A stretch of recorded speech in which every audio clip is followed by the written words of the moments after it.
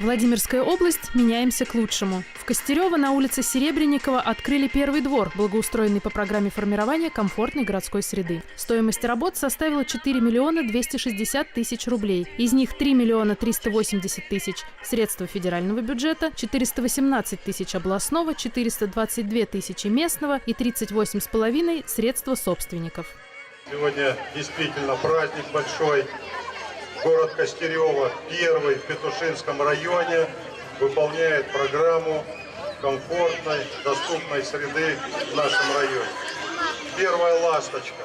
Хотя у нас в этой программе в этом году участвует еще город Петушки, но благодаря вашему руководству, главе города Елене Константиновне Володиной, главе администрации Владимира Михайловича Проскурину, вы первые подготовили и сдаете эту площадку очень важную, очень нужную для города. Это маленькая площадочка, такое маленькое начало на то, что может быть в будущем. Поэтому я поздравляю всех с таким замечательным праздником, с открытием такой замечательной площадки.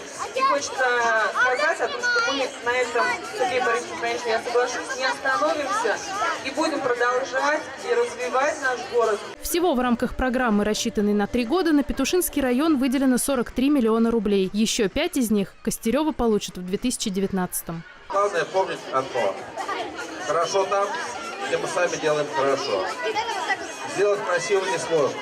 Сложнее это сохранить. Я очень всех прошу.